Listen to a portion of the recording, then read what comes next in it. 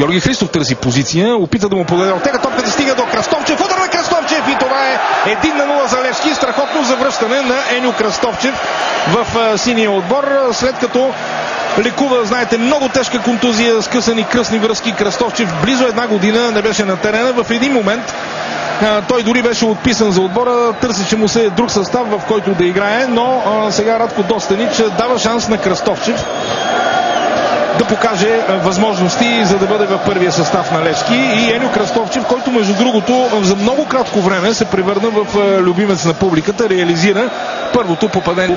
100-150 почитатели на състава на Ботев с техните дежурни транспаранти за свободен Ботев. Николай Димитров центриране на първата града, там разбъркване и това е 2-0 за Левски.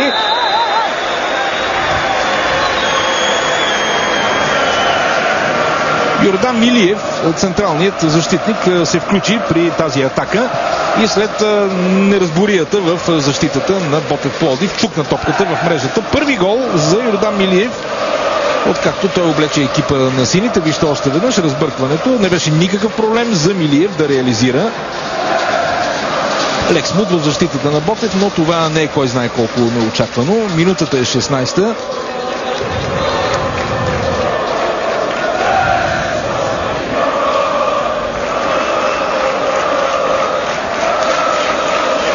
И така с голове.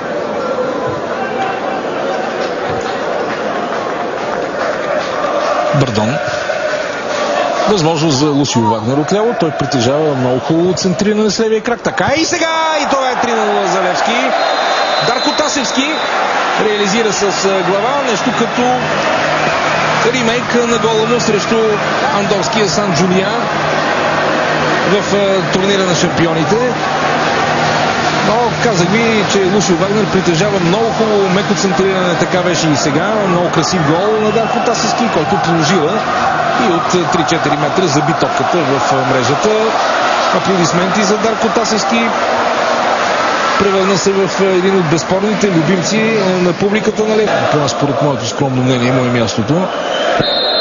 Естествено, Огнянов се нуждае от повече мачове. Хубаво центриране! Дениран Ортега бележи първия си гол с фланелката на Левски. Прекрасно центриране на втората града от страна на Мариан Огнянов и Дениран Ортега засече топката, за да направи резултата в тази 73-та минута. 4-0 за Левски. Виждате как вратаря Румен Попов беше просто безпомощен. Прекрасно центриране на Мариан Огнянов, но ми се струва, че и тук става дума за добра тренировъчна работа на сините, определено заучена ситуация. Завари неподготвени бранителите на Ботев и вратаря Румен Попов, който извади топката за четвърти път от мрежата. Първи гол за Дениран Ортега. Прецизно за Лусио Вагнер. Николай Димитров. Бардон отново. И пак чудесен пас за Вагнер. Финт на Вагнер вече е на границата на наказателното поле. Опасно центриране. Ортега. 5-0 за Левски. Ортега отбеляза два идентични гола с глава от тази позиция. 5-0 за Левски. Втори гол на Дениран Ортега. И пак великолепна асистенция на Лусио Вагнер. Получи се много красива атака на сините. Седрик Бардон с диагонален 25 метров пас намери Вагнер. Той финтира Димитър Митанов и от границата на наказателното поле закачи топката на главата на Ортега, който с огромна лекота я мушна в мрежата за 5-0. В 78-та минута пада този гол. Ето виждате, трудно можеше да сбърка Дениран Ортега и след това спокойно отиде да поздрави синята агитка в сектор Б.